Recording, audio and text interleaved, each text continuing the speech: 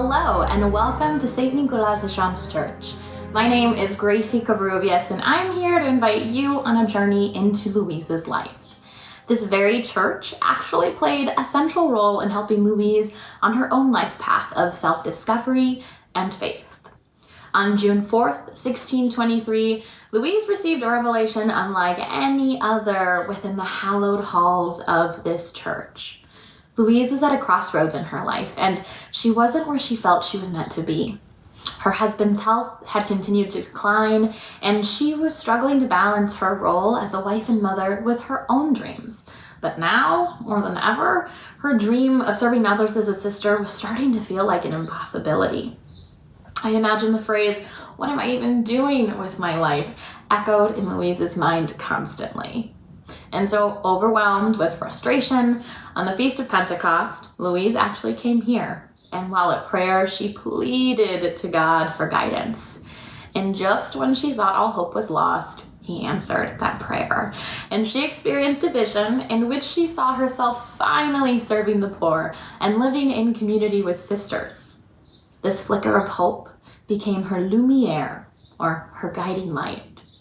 Sometimes all you need is a metaphorical vision board to give you something to hold on to. And this was Louise's. As she sat inside this very church in Paris, her doubts became quieter. She was now a woman with a plan. Louise was to stay with her husband Antoine and await her chance to take vows of poverty. Little did she know, though, that her lumiere was foreshadowing a future for her as a daughter of charity.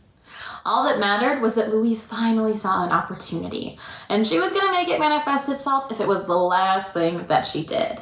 Because this light, this moment of clarity, was a profound turning point for Louise.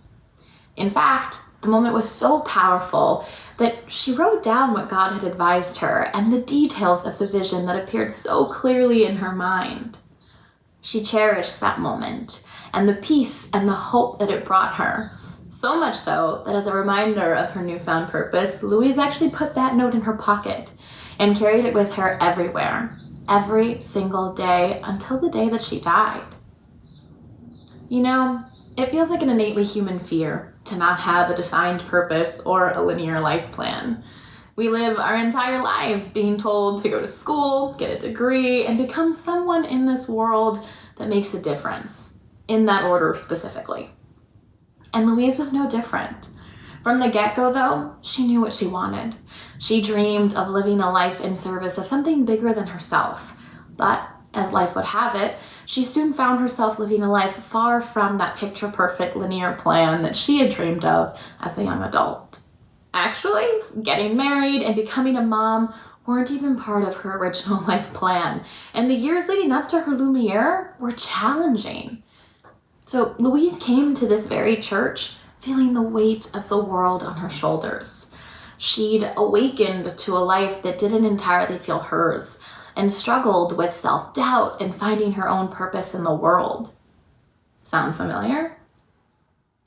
Louise's story and her lumiere moment here in this church remind me that although it's difficult, it's necessary to trust the timing of our lives and embrace the unexpected pivots and be willing to change course when unimaginable opportunities present themselves before us. Louise's lumiere gave her just enough hope to keep going and to keep envisioning a new version of the woman she had dreamed of becoming. And she prayed and meditated on this vision, and with hard work and a whole lot of patience, she manifested a life far better than the one she had dreamed of as a young girl. So folks, in the spirit of reflection, I invite you to think about your journey and recall a revelatory lumiere moment in your life.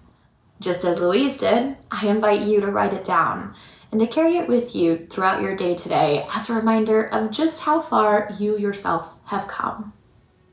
The journey doesn't end here, folks. It's just the beginning. Buen camino.